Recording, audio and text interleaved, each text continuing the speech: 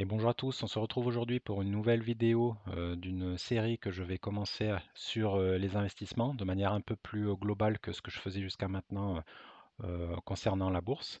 Donc ce premier épisode, je en profite pour faire le bilan de mes investissements après 2 ans d'investissement puisque j'avais démarré fin 2022 mes investissements. Donc on va regarder un peu les différents piliers d'actifs sur lesquels j'investis, à savoir la bourse, le crowdlending et puis Realty depuis cette année. Et ça m'a permis de passer de 13 000 euros à 60 000 euros aujourd'hui investis. J'ai passé la barre symbolique des 60 000 cette semaine justement. Donc avant de démarrer, je vous rappelle que je ne suis pas conseiller financier. Mes vidéos sont uniquement à but pédagogique afin de partager mon expérience dans l'investissement. Je ne fournis pas de conseils en placement financier ou de conseils d'achat ou vente d'actions. Chacun reste responsable de ses investissements. Donc pour faire un petit historique, en fait, n'ayant eu aucune éducation financière, j'ai commencé à investir sur le tard, donc il y a environ 2 ans, passé la quarantaine, et j'étais concentré avant ça juste à rembourser ma résidence principale, hein. En France, on est souvent trop focus sur l'immobilier et la résidence principale, donc j'ai commencé à changer ça depuis 2 ans. Du coup, mes objectifs à long terme avec ces investissements-là que je fais, donc c'est pour un horizon, disons 20-25 ans. Le but, c'est de faire grossir mon patrimoine le plus rapidement possible, évidemment, et pour me permettre de générer à terme des revenus passifs qui viendront accompagner ma retraite si j'en ai une. À court terme, le premier palier à atteindre, du coup, c'est les 100 000 euros investis. Alors pourquoi 100 000? Vous avez dû souvent en entendre parler, mais c'est vrai que il est admis que ce sont les plus durs à atteindre, ou parmi les paliers les plus durs à atteindre en tout cas, car ensuite l'impact des intérêts composés devient bien plus important sur la croissance du patrimoine que ce que l'investisseur va généralement mettre. Donc c'est une phrase assez connue de Charlie Munger, le collègue et mentor de Warren Buffett, qui expliquait ça, que les premiers 100 000 sont, disons, on va traduire ça, sont très difficiles à avoir, mais vous devez les avoir. Peu importe comment vous devez vous y prendre, il faut atteindre ce palier et ensuite vous pouvez vous détendre un peu. Voilà, parce qu'ensuite vous laissez tourner les intérêts composés et comme je l'ai dit, ça a un impact plus important que ce que l'investisseur va souvent fournir. Voilà, donc au niveau du premier palier, donc l'objectif est d'atteindre ces premiers 100 000 en 4 ans. Donc là, il me reste 2 années pour y arriver. Donc actuellement, suite à 2 années fast, on est en avance sur le planning, hein, vu que, comme je l'ai dit au démarrage de la vidéo, là, j'ai passé les 60 000 euros là, cette semaine. Donc je suis en avance, ouais, à peu près de 10 000 euros. Donc j'espère pas avoir cette vitesse de croissance sur les 2 prochaines années, hein, vu que là, on a passé 2 années exceptionnelles et surtout la 2024 et encore plus là, ces 2 derniers mois qui ont été assez hallucinants en termes de performance. Mais en tout cas, tout avance et est bon à prendre. Donc là, j'en profite tant que les marchés sont en forte croissance. On verra 2025 comment ça va se passer. Faudra peut-être faire un peu plus le dos rond, mais en tout cas, là, pour l'instant, ça se passe bien et je suis en avance sur mon objectif. Donc, au niveau de mes investissements, en fait, donc je suis à trois quarts investi, hein, sur la bourse, presque 24% sur le crowdlending, et puis là, ma nouvelle entrée, mon nouveau petit pilier dont je vais parler tout de suite, là, c'est presque 2%, c'est sur Realty. Donc, Realty, c'est quoi en fait? C'est une plateforme pour faire de l'immobilier tokenisé. Donc, au lieu d'investir, on va dire, grosso modo, si je schématise ça rapidement, c'est, disons, la version 2.0 des SCPI. En fait, ça nous permettre, donc c'est basé sur la blockchain, et ça nous permet d'investir en fait sur des maisons qui sont louées en fractionné. Donc, on va acheter des parts de maisons de l'ordre de 50 dollars la part pour nous créer un patrimoine. Et ensuite, donc, on va recevoir les loyers tous les lundis, en fait, des maisons dont on a forcément des parts. Donc ça, j'ai trouvé intéressant ce nouveau format pour intégrer l'immobilier là, dans mes investissements. Je voulais pas acheter en dur, en tout cas pas pour l'instant, une nouvelle. Je voulais pas investir directement sur un appartement à louer pour pas m'embêter. Donc là, j'ai trouvé ça assez intéressant et je trouvais que les SCPI, c'est pas assez flexible et les rendements sont pas terribles. Donc là, pour l'instant, je suis investi depuis moins d'un an, hein. Donc on verra à terme les rendements que j'aurai avec ça. Donc là, pour l'instant, je dois être à peu près autour de 6%. Mais sachant quand on achète une part, en fait, il y a 2-3 mois de latence sur lequel on ne va pas toucher les loyers. Du coup, ça dégrade un peu la performance, en tout cas, ouais, ça dégrade un peu la performance. Donc, on verra si on peut tourner autour des 8-9% avec ce genre d'actifs. Donc là, pour l'instant, voilà, ça, Realty représente presque 2% euh, de mes actifs. Si ensuite on passe au deuxième pilier, donc c'est le crowdlending.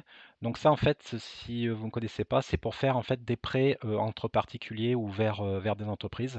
Donc comment ça se passe? C'est on a une plateforme en ligne qui propose via des crédits, qui sert en fait une plateforme en ligne qui sert de place de marché et des sociétés de crédit en fait donc vont venir proposer des crédits que des emprunteurs ont acquis. Ils vont venir proposer aux investisseurs de prêter leur argent pour ces crédits. Donc ça c'est un type d'actif qui existe maintenant. Donc c'est un peu comme le crowdfunding immobilier hein, qui est un peu plus connu. Sauf que là au lieu de prêter à des investisseurs qui vont faire de la construction, et ben on va prêter ça à des personnes physiques ou à des entreprises directement. Donc là, ouais, ça fait à peu près un peu plus de 15 ans hein, maintenant, je crois, pour les plus vieilles plateformes que ça existe. Euh, donc, et je trouve ça assez intéressant parce que généralement, les intérêts sont payés mensuellement. Donc c'est un peu plus la rotation des intérêts. On peut plus rapidement investir que le crowdfunding immobilier, je trouve. Et puis il y a souvent un peu plus de protection aussi. Donc j'ai trouvé le crowdlending, pour l'instant, je suis assez content de ça. Du coup, actuellement, j'ai environ 14 000 euros investis sur ce type d'actif et je suis sur 5 plateformes. Donc, mes plus grosses plateformes, c'était Robocash et Peerberry, qui sont deux plateformes assez connues et bon, aujourd'hui qui ont beaucoup de succès. Du coup, c'est un peu plus compliqué d'avoir des prêts sur lesquels investir. Et puis, ils ont un peu baissé leurs intérêts, hein. Ils sont victimes de leur succès. Du coup, je me suis un peu diversifié sur d'autres plateformes. Donc, j'ai Esketit aussi. Et puis, Swapper, de l'ordre de 22%. Et là, j'ai une nouvelle entrée là, ce mois-ci, qui est la plateforme Debitum, à hauteur de 10%. Donc voilà, je suis investi là-dessus sur environ 14 000 euros. Et du coup, ça me génère autour de 120, 130 euros par mois euh, depuis bah, maintenant 2 ans, avec des rendements entre 10 et 12% en fonction de la plateforme.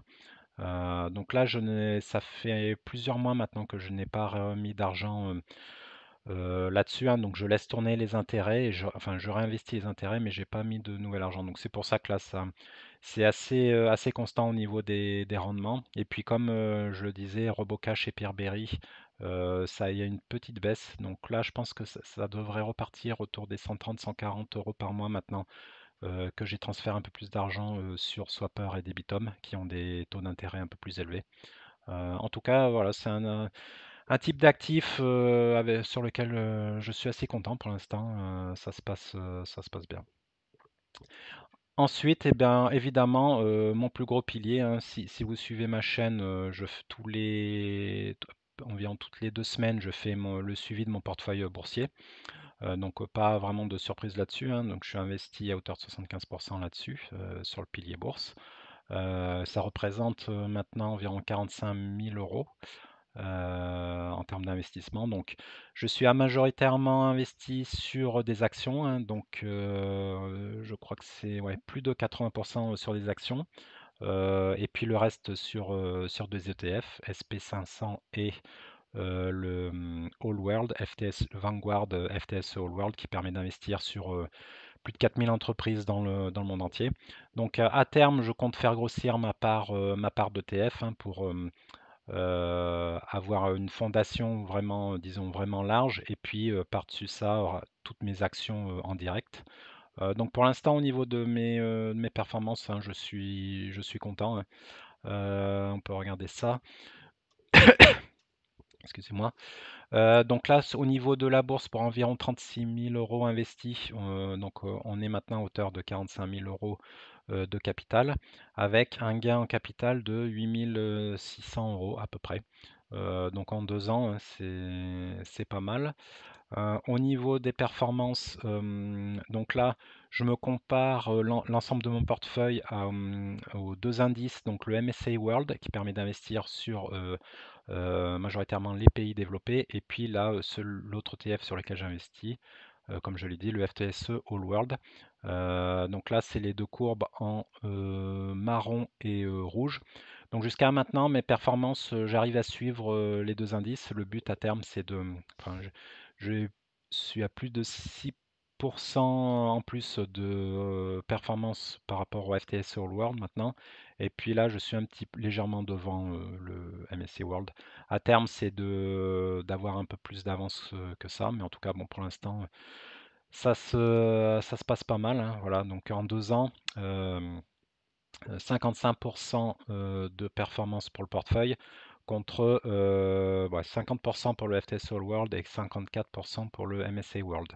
Donc en 2 ans, là, encore une fois, hein, on finit là 2 années exceptionnelles en termes de performance, hein, surtout 2024. Je ne m'attends pas à ce que ça continue comme ça en 2025, mais bon, en tout cas, c'est bon à prendre, hein. 50% d'augmentation, c'est vraiment très bien. Voilà, du coup, en conclusion, donc après 2 ans, la majorité de la croissance de mon patrimoine vient encore, hein, de la partie capital investi, hein, évidemment, c'est la partie en bleu que vous voyez. Donc j'ai investi à peu près 49 000 euros.